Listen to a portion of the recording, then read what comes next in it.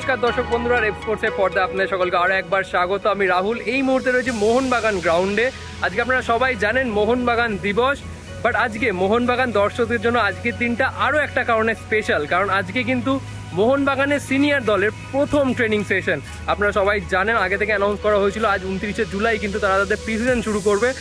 তাদের ডুরান্ড কাপের প্রস্তুতি আজকে থেকে কিন্তু শুরু হয়ে গেল।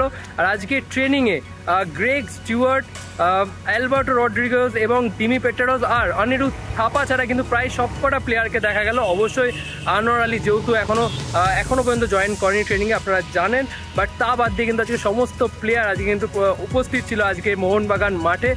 বাট সব থেকে যে জিনিসটা লক্ষ্য করা সেটা হচ্ছে দর্শকদের উন্মাদনা।